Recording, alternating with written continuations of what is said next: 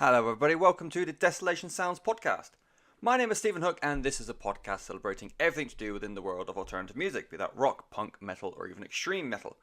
Coming up on this week's show, a studio update from Marilyn Manson, and up until about 20 minutes ago, that was it. I was meant to record this yesterday, and in the 24-hour period, a lot of things happened. So we've also got some updates from Slipknot and Metallica.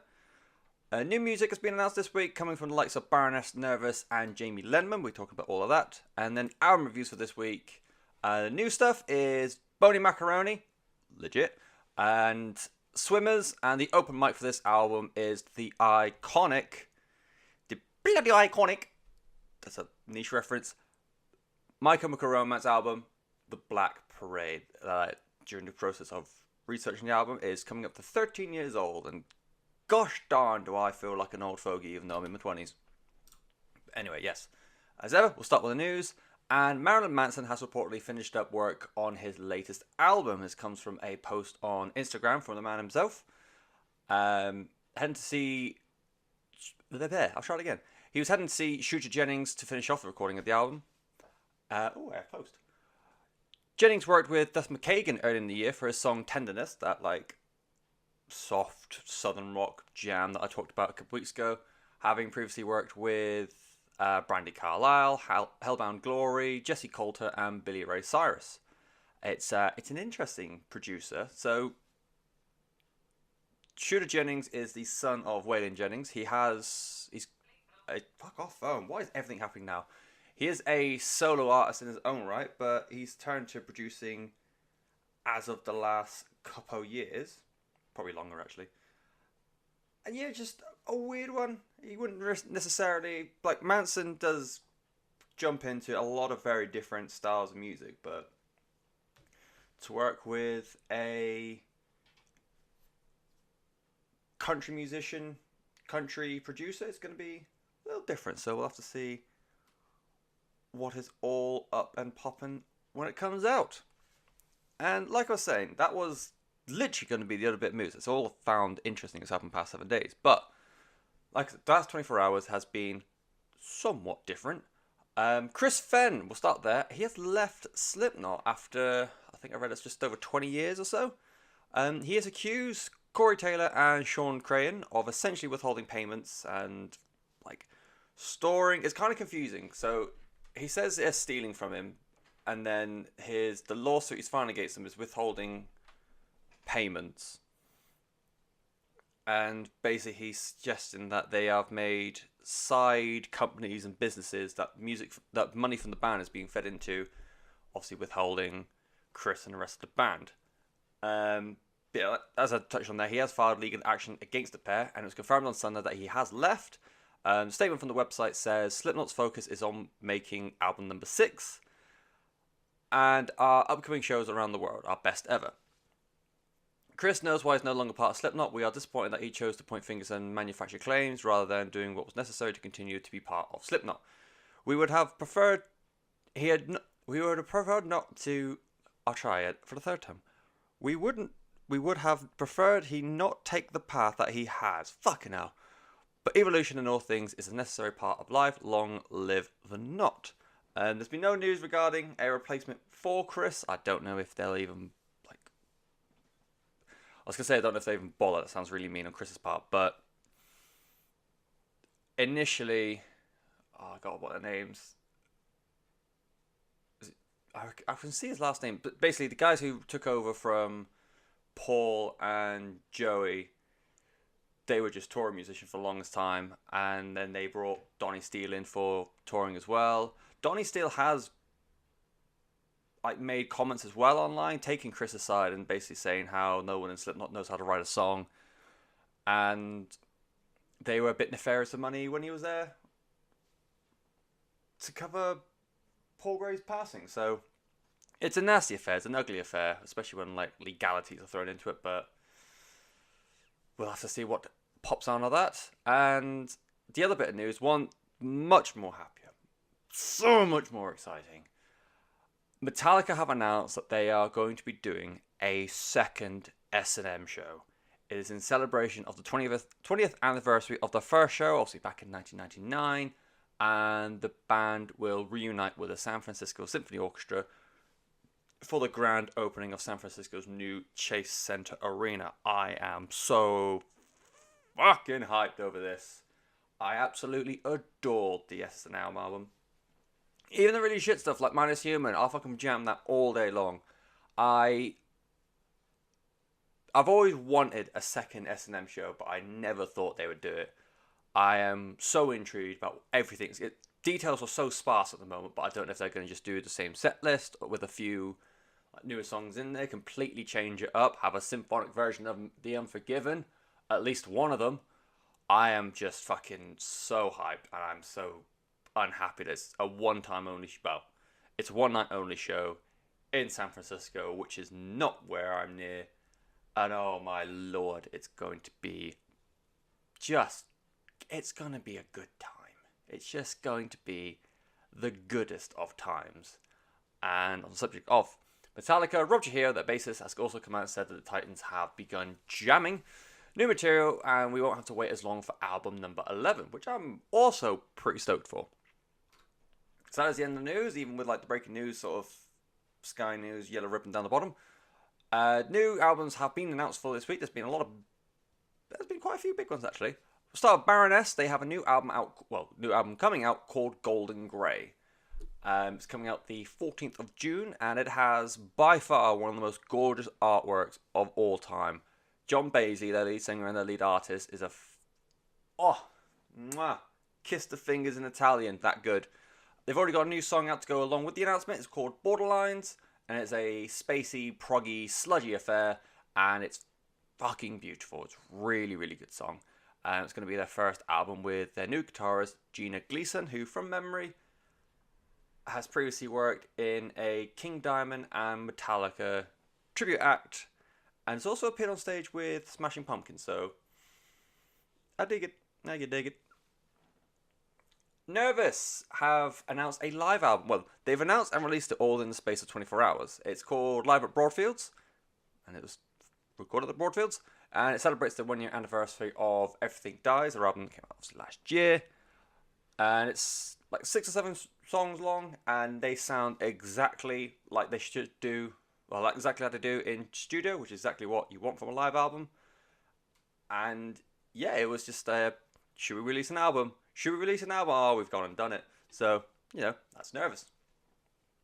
And last album to talk about is Jamie Lenman. He's got a new album coming out called Shuffle.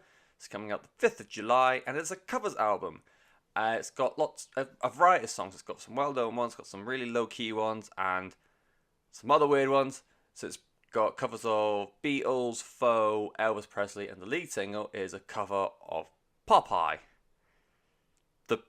The TV show, he's done a very uber hardcore, like muscle memory style hardcore cover of the Popeye the Sailor Man theme song, and it's fucking bonkers. And I encourage everyone, even if you're not a fan of Jamie Lenman, which, what the fuck, but I encourage anyone to go and find it because it's legit well mental. Yeah, kids stuff. What? On to album reviews. We're going to start with a small release from a small band in a small country. I think they're small. Bony Macaroni is a self-titled EP, and it's their debut EP. They are from the Netherlands, and they are full proper emo-like. I keep hearing weird noises outside. Oh, there's a man. He can do what he likes. Bony Macaroni definitely went to the foster the people school of having really negative, emotional lyrics with the most uplifting sounding music to go along with it. The opening 3 songs of the EP, remember, it's only like 5 songs long. There's a huge amount of energy in the songs. They're so musically upbeat and cheerful. But like I said, lyrically, it's just all sad. It's just all emo as shit. Strange that. Their early career, if it hasn't done so already, will be built around the first song on the EP called Piece of Shit.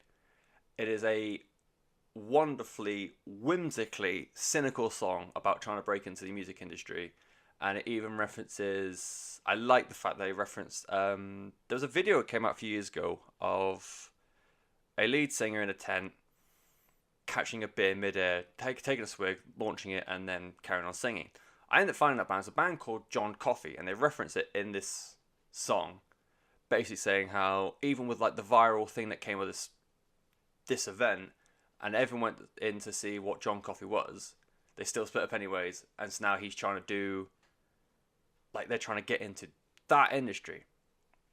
And it's delivered with such a bounce and such a fake sense of optimism that you do believe they can do it. But also, when you listen to what they're saying, you're like, yeah, sure. Are you really sure, though? On Doom, the gang vocals in, like, the... no other way to describe it, but the do-do-do-do-do-do-do part, because science.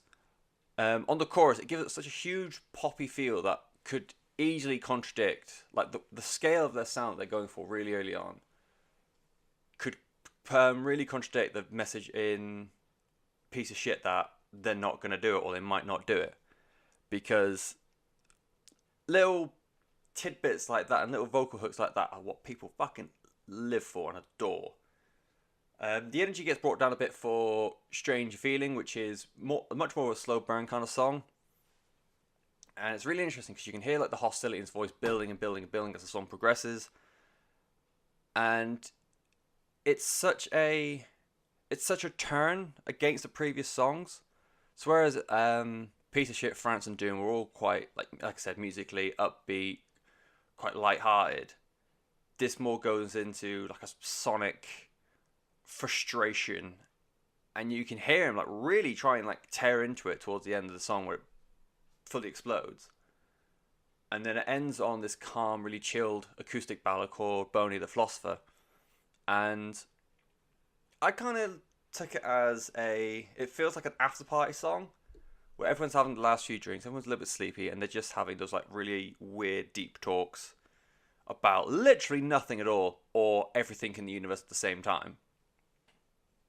And yeah, you just got that one guy in the corner who's just like going through the motions of the guitar and just, yeah, really, really calming down the mood. And I think like this EP is a fucking great starting block for what I think are quite a very young band. I've tried to do my research and they're all quite, I want to say it's quite scarce on social media. It's just, they're just a small band. That's it. I know I didn't talk too much about France. I kind of went in on Piece of Shit Doom and then just sort of like went back onto slower songs. France is Still is a fucking great song.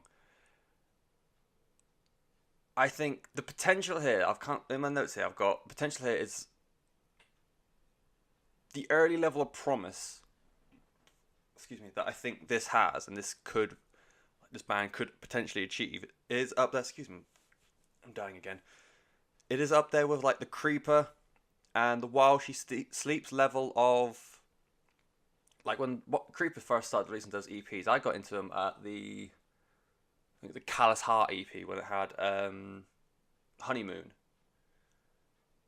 Like the buzz around the band then, and then the follow-up EP, the Stranger EP, and then what never became Eternity in Your Arms. But that just, I can't think of the word. That upward trajectory of just like, it's getting good, it's getting great, it's getting fucking awestruck. Same While She Sleeps. I remember getting The North Stands for Nothing free with a copy of Metal Hammer, and everyone was going nuts for it. And then This Is the Six came out, and again everyone went fucking spanners over it. I haven't seen too many people talk about Bony Macaroni, but I do feel like as soon as someone like one of the big heads get wind of this, it could be that like real big pop for them, and the attention on their debut album will be sizable. We'll say sizable. I know I'm looking forward to it. If anything does happen, if it's just a one and done thing, I'll be very, very fucked off, if I'm honest. The comparisons for this, if you want to give Bony Macaroni a go, I've kind of compared them to Spanish love songs. The way they have like, particularly in like Stranger Feeling, it's kind of like emotion he's got in his voice that builds up. The more softer side of things, more like uplifting side of things, I've got the Get Up Kids. And there was a part in the song, I can't remember which one it was now. I think it might have been Doom. I think it might be Friends. One of them. The opening sounded like a Pure Love song, so I'm going to throw them in there as well. So yeah, if you like Spanish love songs, Get Up Kids. If you enjoy Pure Love like I did back in the day, rip. Definitely think you should give them a go. Bony Macaroni is the name. It is a self-titled EP. It's only 5-track song. It's like 18, 20 minutes long. Give it a solid old bash because it's fucking great. Moving on to SWMRS. It is somehow their fourth and second album. It's called Berkeley's on Fire. They are from Oakland, California, and they play a indie, surfy, pop-punk kind of sound. I say it's their fourth and second album at the same time because I've gone through many name changes, most notably as Emily's Army, which is a reference to I believe a childhood friend of theirs. They released 2 albums under that moniker and then released True North. No, it's not True North. Drive North. Released Drive North as SWMRS, spelled SWMRS, and this is the second album. And they're a band that I've accidentally stayed away from for quite a while. I'm going to take a sip of tea whilst that sinks in.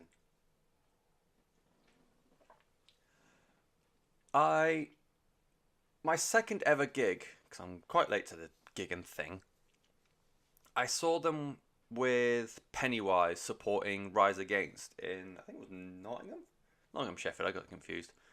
And I thought they were great, and what really hit home for me was the fact that the drummer is the son of Billy Joe, and like little tidbits of music like that I'm always like well in for. And on their own, they were, as soon as I got past the part where, hey, they don't sound like Green Day at all, as soon as I got that like really short vision in my head out and took them for what they were a really, really fun, like I said, light-hearted, surfer punk kind of band. And I ended up getting their Swim EP, which I think was one of the last releases as Emily's Army. And yeah, for whatever reason, I just stopped listening to them. It wasn't nothing personal. Like I said, I enjoyed the Swim EP. I got a couple of songs from their album Lost at 17. But yeah, I just sort of like mosed on past. I didn't even notice they released Drive North. And then I saw they had this new album coming out. And there was a bit of buzz behind it as well. What was the song? Something Houston. April in Houston was one of the lead singles from it, and everyone was going a bit nuts over about that. And I don't know how, but I remember hearing a song, the title song, Berkeley's on Fire, and I got properly hooked from there. So I figured I would like give the whole album a go, and I'm really, really glad I did, because this thing is, again, really, really fun album. The first thing that strikes me is it's a lot different musically than their Emily's Army days, which makes sense. Swim came out in 2014. I think I saw them, must be about 2015. Swim is like very, very pop punk, and to try and like gauge whether or not this was just an Emily's Army into SWMRS thing, or if it was just like a new sound going for Berkeley's on Fire, I had a look at Drive North, which came out 2016, and Drive North is still fairly heavy on like the surfer punk, indie punk kind of thing. It's still definitely pop punk with just like lots of things going on as well. I feel like Berkeley's on Fire is 2 completely separate EPs just kind of like smashed together, and they do it in this like really interesting way. So you've got the more punkier side of things, like usually fronted by Max, and then you've got this like more dreamier indie pop kind of stuff that's more fronted by Cole. And it's such a clever trade-off for the album. Usually you get like in songs, you'll trade off between like a little bit, it's weird to say harsh, he doesn't scream, he's just got like a gravelier voice, I guess. But balance between them throughout the songs, and then you can sort of tell where like one part was better than another part, or where you think those vocalists should really situate themselves. But on here, the fact they've got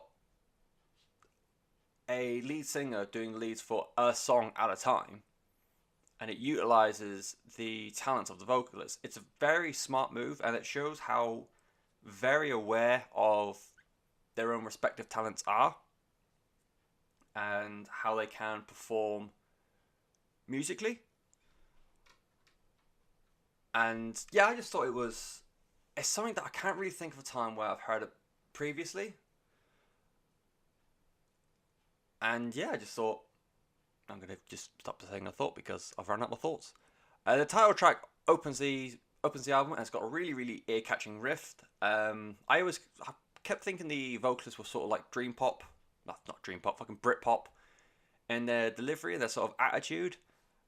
And I've had a look at like pictures of them and music videos and interviews and that sort of thing, and the way they're like a style, I guess, which is a really weird thing to sort of bring into the music, but the style does seem to have that like 90s worship aesthetic, and obviously Britpop, huge in the 90s, strangely enough. And that opening song, the way it's sort of like clashing punk rock with Max at the helm, that gives you the taste of like one half of this album.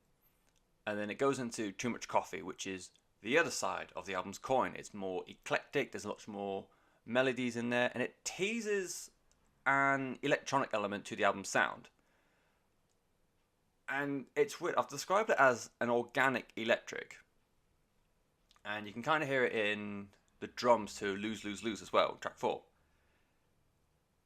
And I describe it as that as any time you get a point where there feels like, or it sounds like this electric layer to the album, it feels like it's coming straight from the guys in the band. It's not coming from a keyboard or a synthesizer. And bear in mind, I'm aware that, I believe it's Cole that does do keyboards for the album, but it doesn't really feel like he does. It just feels like it's coming all from the 4 guys in the band, and just like various effects and trickery and wizardry to make it sound like it. It feels like if you put all 4 of them in front of you and said recreate the song, they could do it with the instruments in the hand. They wouldn't have to like put a sampler on. They wouldn't have to like load a computer. They could just put some pedals in, plug some amps in, and then that's it. They are away. They can make that kind of music again. The only time I think it deviates out of that sensation is on the closer, Steve Got Robbed, which is, it feels very dance punk to me, like a really mellow version of Mine and Self-Indulgence. But I'll talk more about Steve Got Robbed in a bit because I fucking love that song. Regardless of all the genres and styles blended to this album, I do believe it is, at its core, still very punk rock. It's very DIY with these clashes of and mixes of genres. I've read a few other reviews where they also pick up on that evolving sound, that more progressive, mature sound, despite the fact they are still all very, very young. You've got all the classic punk lyrical tropes in there. They are very... Overall, the album lyrically is very cynical. It touches on relationships in Trash Bag Baby, emotions and depression in April and Houston, politics in the title track and Losers Lose, and it's got the nonsense track, which I've called it, which is Bad Allergies. I may very well be missing a bigger picture on Bad Allergies, but it's from the lyrics that I've read, it's just, I get the sniffles a lot, are you cool with that? I know punk rock does have that reputation of sometimes not taking itself seriously, and if it's that, I'm alright with it. But at the same time, if I've missed some bigger picture, but this is a song about loss or something, then soz bros. The musical tropes are more in keeping with pop punk. Hellboy is that manageable punk song, which is what pop punk should be. Pop punk should be punk rock played to be... There's lots of P's in the sentence. Pop punk should be punk rock played to be on the radio or the TV or whatever. It should be... I don't want to use the word commercial, but it should be that. It should be commercially and mainstream accessible. That's the whole point of pop punk, not this fucking all-time low bollocks. The lyric hooks are there as well, and they get stuck on your head. The big ones are Berkeley's on Fire, the title track, and Steve Got Robbed, my God, that song, the favorite part of the entire album is the latter part of the chorus. And no matter, like, but the lyric is, out at a show at San Francisco, Steve got robbed. It was a San Fran shit show. Steve got robbed walking home from West Oakland BART station with a pistol. And it's not overtly clear. It's not like Clutch levels of like weird words rhyming together or huge metaphors or long multi-syllable words. It's like, as core, it's quite simple, but my fucking good, is it good? My fucking God, is it good? That's what I'm trying to say. I think it's just fucking, I love that lyric. The out of the show San Francisco, Steve got robbed, it was a San Fran shit show. It's so dumb, but yet so clever. I fucking adore it. Yeah, I feel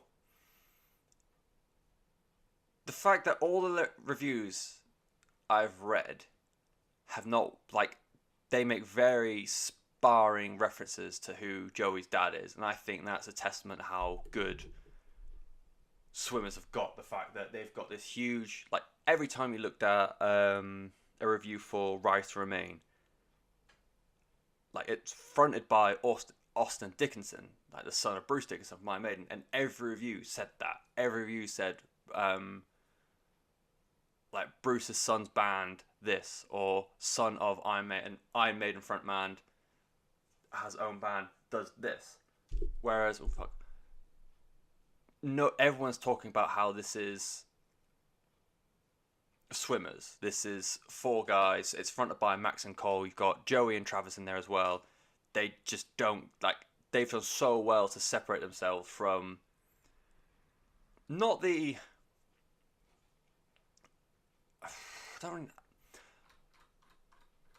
not the weight of expectation. Sorry, it's not Travis either. I thought I got that wrong. It's Seb. Apologies, Seb.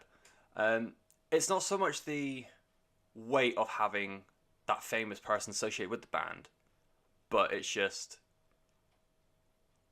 as any one of my reviews tell you, reviewers are very lazy and they just go for, like, the thing to attach to the thing. But I think if they continue like this, it won't be long until, oh God, that's probably going to happen anyway. There's going to be a generation of people who will see Billy Joe, and it won't be Joey is the son of Billy. It will be Billy is the father of Joey. And, well, no, that's kind of terrifying. For fans of, I've likened them to McCafferty, which is, every time I go on their Facebook page, it's impossible to tell if they are breaking up, getting back together, if it's a one-man project, if it's a full band, whatever they are really, really good. I can't remember what the album's called off the top of my head, but it came out a couple of years ago, and it was really, really, really, really good. So all the indie punk style stuff. Excuse me. Sort of compatible to Pup as well, a Canadian, very, very good Canadian punk band. The very first band I ever saw live. Fun facts. And kind of the self-titled era Paramore. Like, the old stuff is too indie pop punk. The latest album, After Laughter, is too new wavy. But that in the middle of the self-titled album, I think Swimmer sits alongside there. So yeah, self-titled era, Paramore, Pup, McCafferty, anything like that, I reckon you should go for Berkeley's on Fire by Swimmers, their second and fourth at the same time album. Cool. Final album, well, new album reviews out the way. We are now on to open mic night, and it is the incomparable, the reigning defending champion of emo, sorry Panic, it is The Black Parade by My Chemical Romance, released in 2006, a golden year for literally nothing. It was a third album from the New Jersey natives. To say this defined a generation is such an understatement.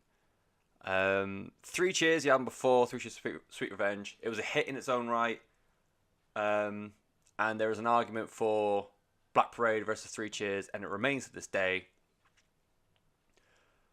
Based on when and how I grew up, I always thought Three Cheers was more of a sleeper hit that people only sort of started respecting now. I've come to learn I'm completely wrong. I just completely missed that album entirely. I was 12, leave me alone. No, fuck that. I was 10 when Three Cheers came out, so definitely leave me alone. if you were to look back now at old Facebook posts and pictures from back in the day, and when you inevitably get to your emo phase, you tell me that the Black Parade had zero impact on any of the fashion choices you made in that period. For me and those around me, everything changed when the Black Parade dropped. I've built friendships that came from a mutual thing of, oh, have you heard that new Nicam album? Yeah, it's fucking incredible. We were a couple of years removed from American Idiot. That came out in 2004. And for the people I knew, we were all American Idiot fans. Because 3 Cheers came out that same year, 2004.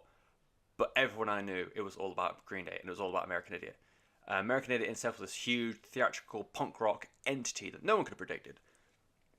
Especially on the back of Warning, which is kind of seen as a flop compared to other things Green Day has done. It's even more incredible when you consider Hybrid Theory came out, 2000?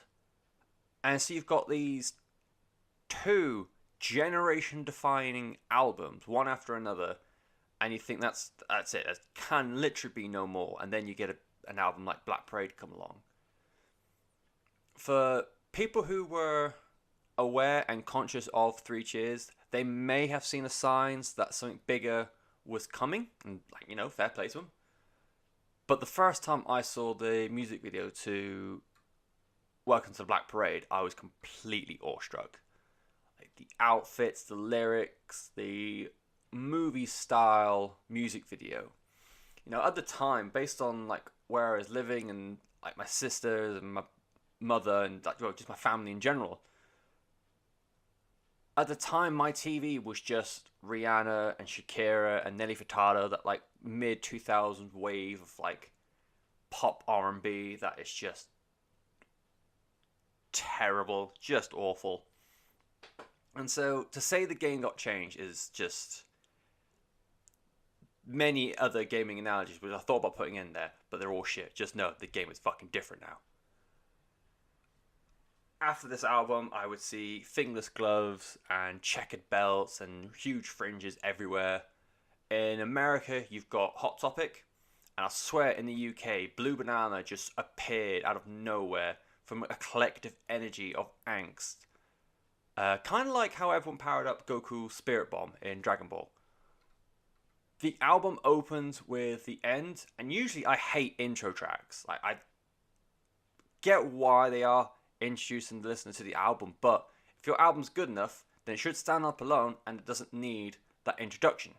But whatever it was, usually I hate them, but for this, the life support machine backed opener of Black Parade is one of the few exceptions I can think of, because A, it's flushed out long enough to just be a short song, and B, and it was all down to the line, I'd encourage your smiles, I'll expect you won't cry. Yeah, I'll try it again. I'd encourage your smiles, I'll expect you won't cry.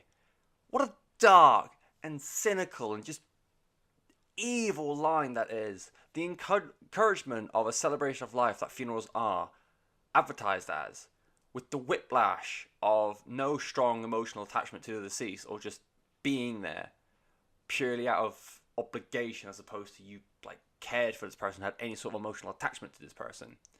And then from the end, it goes into Dead, which is, it opens with a huge slash style solo.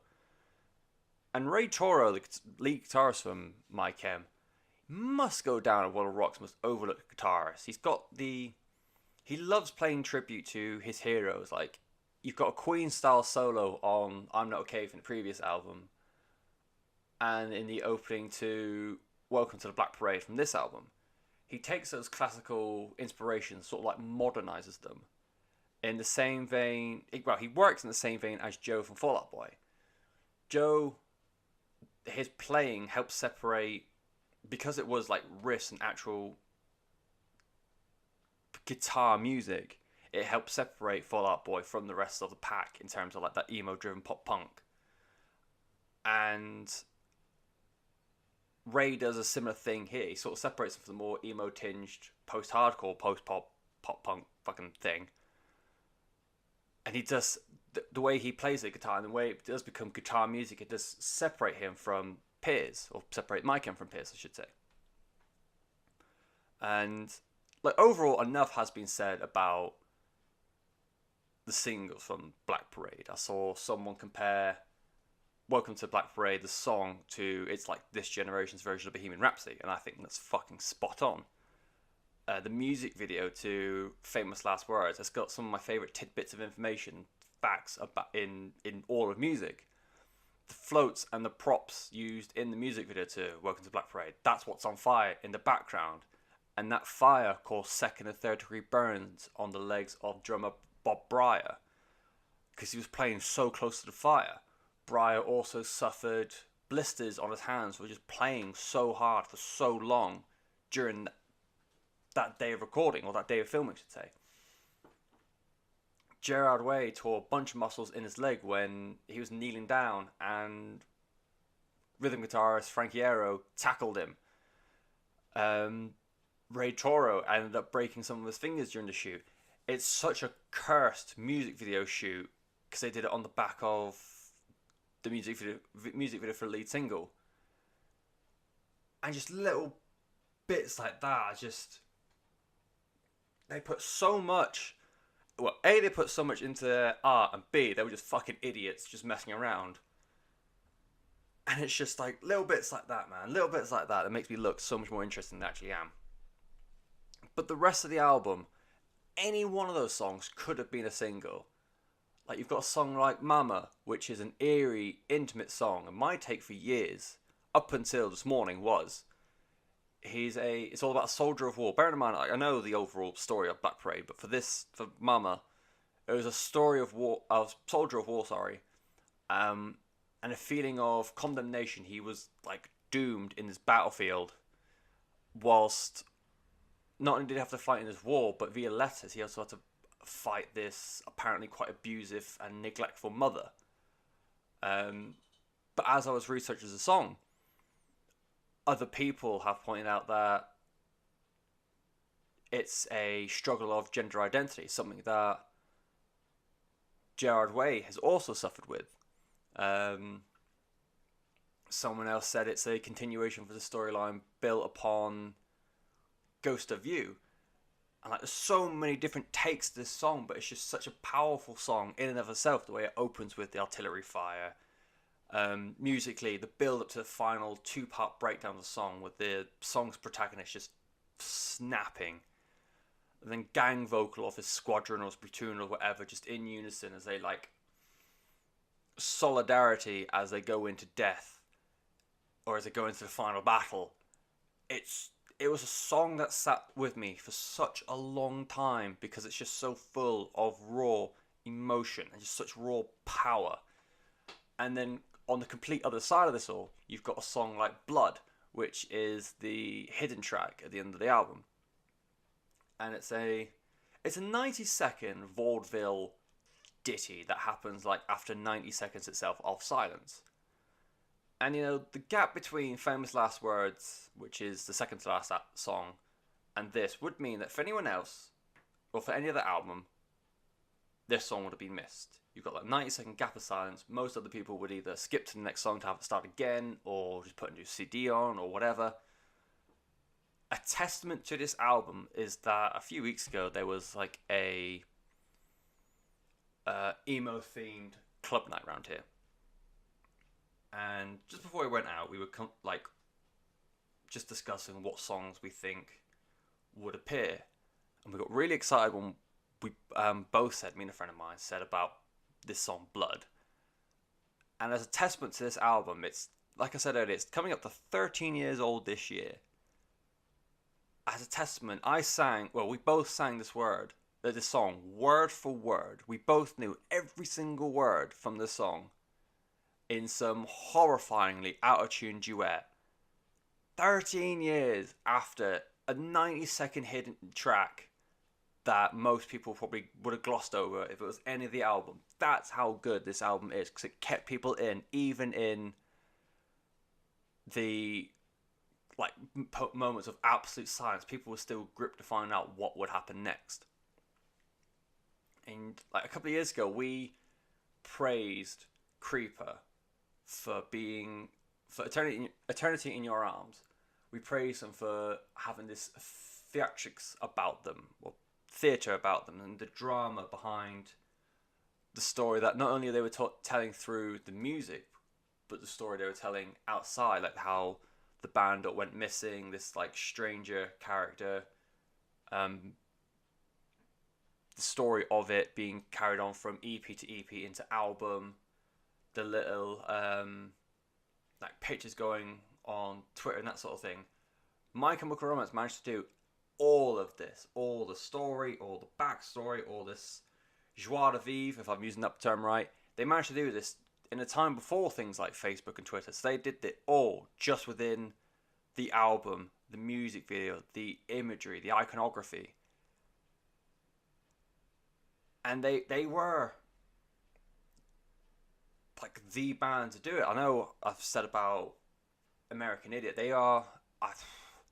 I cannot pick between American Idiot and this in terms of musically what I prefer and the story being told and how they told it. But as much praise we give bands now with that extra thing of social media, bands like Green Day, and in this particular case, bands like My Chemical Romance, were able to do that just with themselves, them as a band doing it. And MCR always had a dream and a vision to be anti-establishment. Like everything I've heard from Three Cheers, and that's where it started really. It's a Three Cheers. It's like a 30-40 minute long album. It's just like lightning in a bottle, and just everything they always wanted to do. I think one of the lyrics, I've listened to a podcast the other day, one of the lyrics does talk about being against the grain and like being their own unique personality, and that expands into this. The comparison I'll make is with Gallows, because everything goes back to Gallows with me. They made Orchestra of Wolves to be what they always wanted, and then when they got picked up by a big label and they were given a lot more money, they made the album they've always wanted to make while still being incredibly raw and hardcore. And I don't know, I'm going to have a quick look now to find out what label Three Cheers was. So it's still on Reprise. Yeah, still on Reprise. So I imagine with the success of Three Cheers, they probably would have given them like, hey, have a bit more money because you guys are just doing so well. To take that money and still have their values and still have their vision that is then just exploded into this huge rock opera. It's hard to say that, well, it is commercially more accessible than Three Cheers, because it's a lot more emo and there's a lot more punk in there, a lot more alternative rock, but MCR had that vision, and with the more money, they did the Gallows route, or the pre-Gallows route in this case, of doing exactly what they wanted, just with more money, which is what we'd all dream of. Just, if we had the money, we'd do what we want. And yeah, I feel like everything that could be said about this band and about this album in particular has been said, but going back and listening to it again, it is just so fucking good. And we won't talk about Danger Days because that was just a bit sad, if I'm honest. With them splitting up, they've always been told. I read something today that I can't remember his name properly. I think it's Kevin Lyman, who does Warped Tour. He tried to get them back to perform at the tour. I think it was this year, a year before, last year. And obviously they haven't done it. They've rejected that offer. And to see where they've all gone. Oh, Frank Iera's got his own solo project. Ray Torah, I read this morning, is enjoying family life. Has got a few like side projects here and there. Gerard had that solo record, Has an Aliens, and then he's recently written Umbrella Academy he wrote the comic Umbrella Academy. It's then been made into a Netflix series. Would I take My Chem back? At this point, I think they are. When they had that I still think they would still have that vision of, we want to do what we want because this is the sound we want to be known for. But as well as like we've grown up from this album, a lot of people have grown out of that emo phase and what have you. They've also kind of grown up as well. They're all like, they've got families and like grown adults now. And I don't think, based on what Danger Days was, I'm not sure I'd want the album that they would make now, if that makes sense. I listened to a bit of Conventional Weapons and it was very, very mediocre in my opinion. From what I remember, it's been fucking years. But I would take him as a live act, providing I could go and see it, or if they released a live album to go along with it. But I don't think I would take a studio My Chemical Romance. I could be completely wrong, and they would make Welcome Back to the Black Parade, at which point I'll be fucking giddy and I'll start crying over everything. But I'm going to err on the side of cynicism and just have this as one of the best memories from my childhood. And on that slightly confusing note, we will end this week's episode. Thank you very much for listening. Next week, I'm going to try and tackle the Black Album from Weezer, because that's just a fucking mess. And I think I will have, hopefully I will have open mic, why can I talk, of Seismic Consequence by Yakuza. They are like a avant-garde progressive metal band that I've listened to one song of theirs repeatedly for nearly 10 years now, and I feel like it's about time I go and listen to the whole thing. So at the very least, Weezer and Yakuza coming next week. Some other things no doubt included as well. And until next time, if you want to get in touch, feel free. Facebook, YouTube, Instagram, I'm everywhere at Desolation Pod. Come holler at your boy, and I'll see you very soon. Goodbye.